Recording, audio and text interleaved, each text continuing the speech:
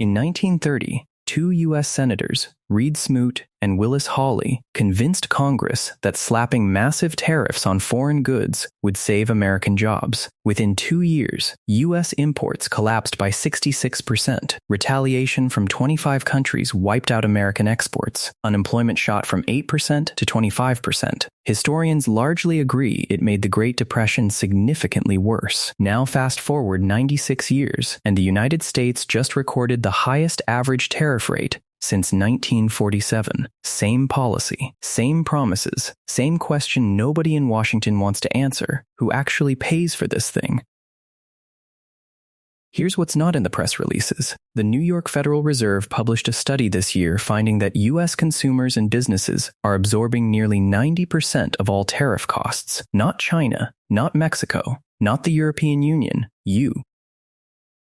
And the dollar amounts are real. The Tax Foundation, a nonpartisan think tank, calculated that in 2025, Trump's tariffs added the equivalent of a $1,000 tax increase per American household. In 2026, between the remaining Section 232 tariffs on metals, new pharmaceutical tariffs, and a fresh 10% global tariff under Section 122, that number sits around $150 to $1,500, depending on which estimate you use. The Yale Budget Lab put it even higher, estimating the average American household is losing around $1,700 a year in real purchasing power.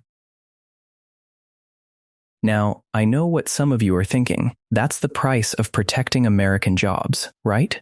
Maybe. But here's the thing that makes this complicated. The manufacturing sector actually lost 77,000 jobs from April to December of 2025. The factories didn't all come rushing back. The prices went up, and the jobs didn't always follow. 2/3 of Americans told pollsters in late 2025 that they were worried about tariffs hitting their finances. And if you're in that 2/3, or even if you're not, what you're about to hear is going to change how you look at your next grocery run, your next car purchase, and your investment portfolio.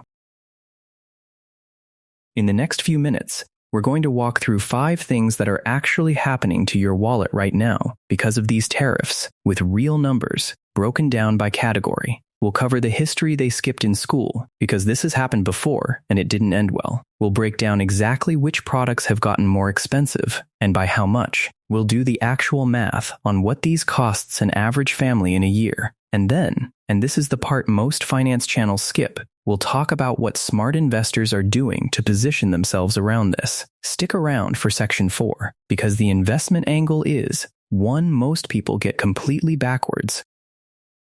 Let's start with some history, because this isn't the first time we've been here. The Smoot-Hawley Tariff of 1930 raised duties on over 20,000 imported goods. The idea was simple: buy American, protect American workers. Canada, Britain, France, and Germany retaliated immediately. Global trade fell by about 2/3 within 3 years. The U.S. economy, already fragile, went into freefall. Then, in 2018, during Trump's first term, tariffs were imposed on washing machines. What happened? Whirlpool and GE, American companies, raised their own prices too, because when you reduce foreign competition, domestic producers have room to charge more. That's not a political opinion. That's what the Federal Reserve's own economists documented after the fact. Now we're in round 2. From January to April 2025, the average effective U.S. tariff rate went from 2.5% to a peak of 27%, the highest level in over a century. After the Supreme Court struck down some of those tariffs in February 2026 as illegal under the IEEPA ruling, the rate dropped, but it didn't disappear. As of May 2026, the effective average tariff rate sits around 11% to 11.8%. with a fresh global 10% tariff under Section 122 that runs through July 2026.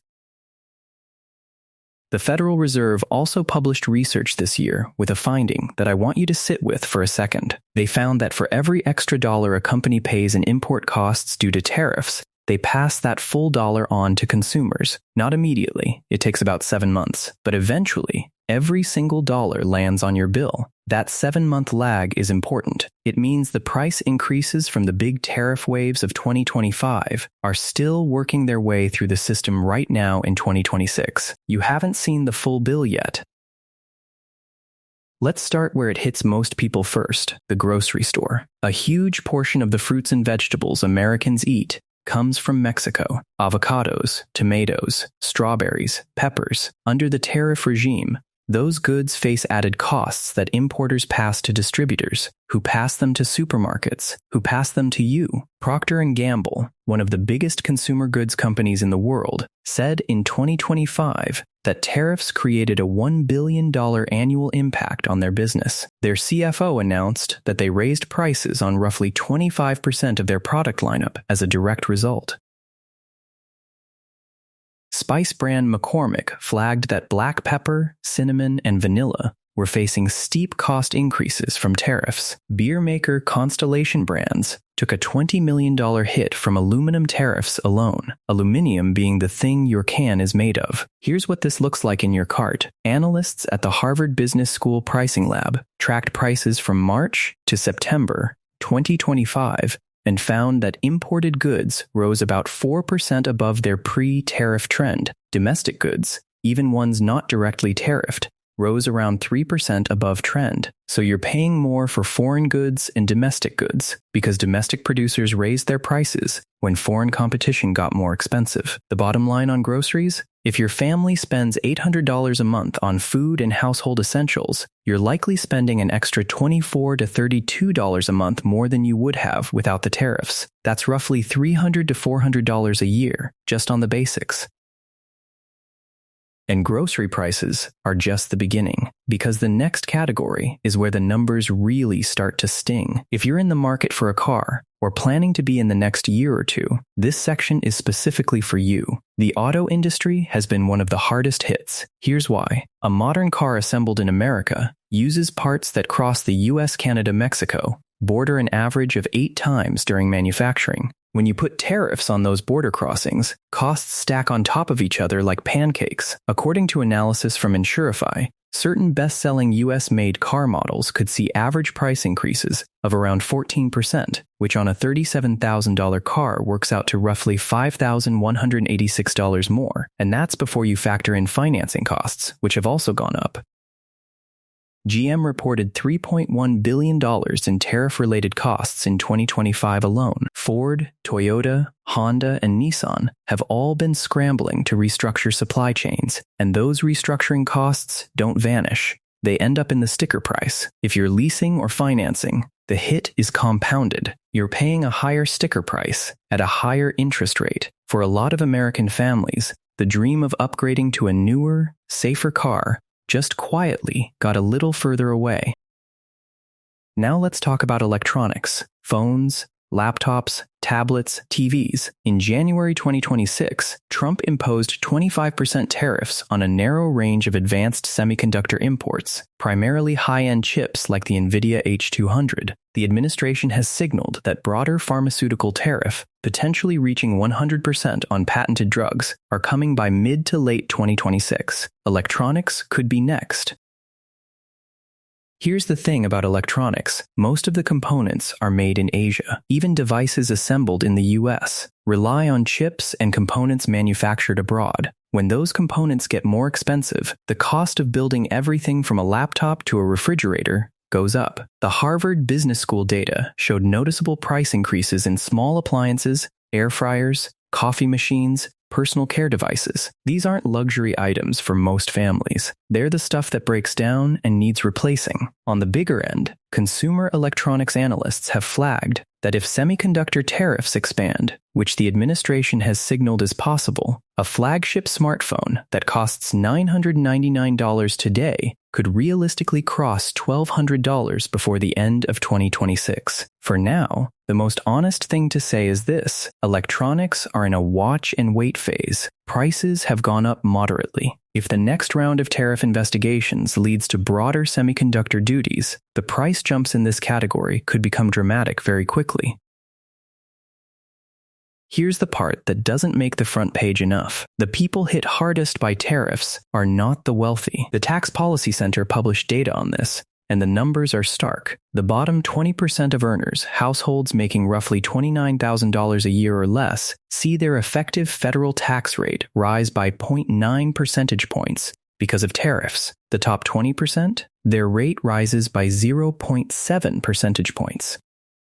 On the surface, that sounds like a small difference, but here's the real-world translation. A family earning $28,000 a year, paying an extra $1,050 in tariff costs, is spending almost 4% of their entire income on this hidden tax. A household earning $250,000, paying the same $1,050, that's less than 0.5% of their income. Same dollar amount, completely different impact on their lives. This is why economists describe tariffs as regressive. They disproportionately burden people who are already stretched thin, and they're embedded in prices, invisible on your receipt, which makes them easy to ignore until you notice that your budget simply doesn't stretch as far as it used to.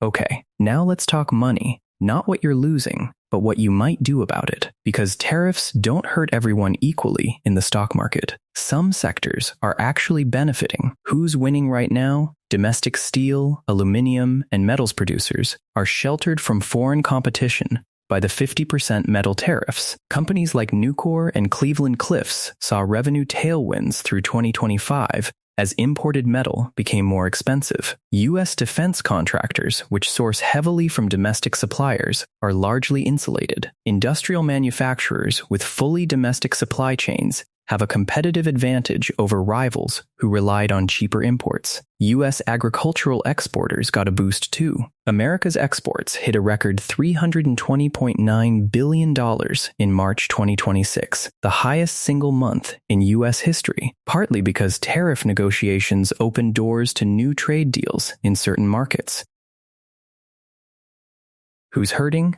Retailers who depend on imported goods, particularly clothing, electronics, and furniture, are under real margin pressure. The ones who sourced heavily from China and Southeast Asia are being squeezed hardest. Luxury brands and fashion retailers have seen shrinking margins. Consumer discretionary stocks broadly are facing headwinds, because when families spend more on groceries and gasoline, which as of May 2026 averages 4.52 cents a gallon nationwide, they spend less on everything else.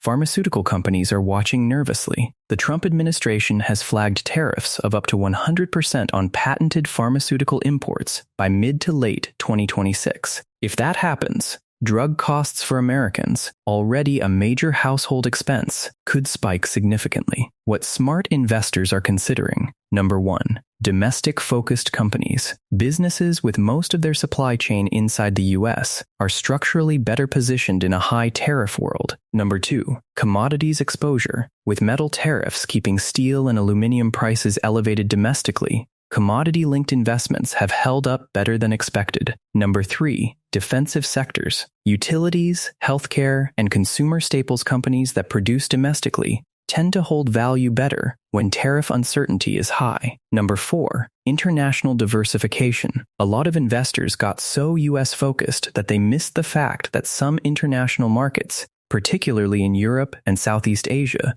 have benefited from trade rerouting away from the US.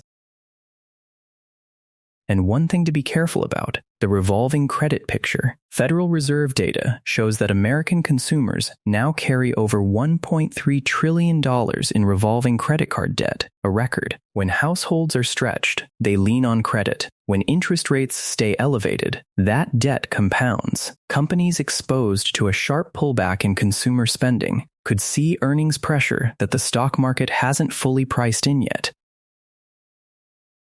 Here's the thing about tariffs that gets lost in the political noise. A tariff is a tax. It's not paid by foreigners.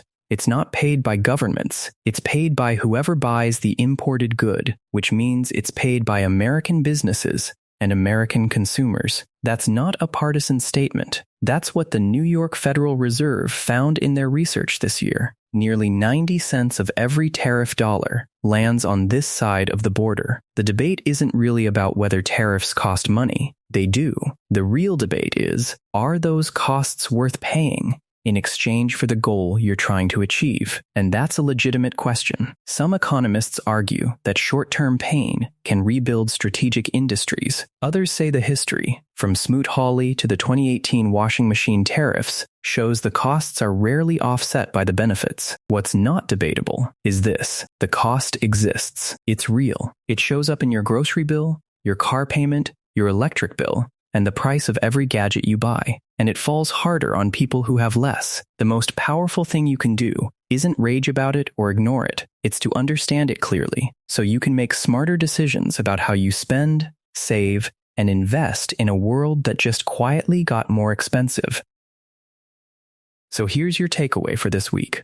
Pull up your last 3 months of bank statements and add up what you've spent on groceries, gas, and household goods. Compare it to what you were spending this time in 2024. If the number has gone up by more than you expected, and most people find it has, that gap is at least partly tariffs. Naming the source of the pressure is the first step to planning around it. Second, if you have investments, take 20 minutes to check how exposed your portfolio is to the sectors we covered: retailers, importers, consumer discretionary. It might be time to rebalance toward more domestic, defensive exposure. And if you want to go deeper on exactly how inflation and policy changes are reshaping where wealth gets built and where it quietly disappears, that is the next video, and it will be worth your time. If this helped, hit subscribe. We break down the real economics of money without the spin.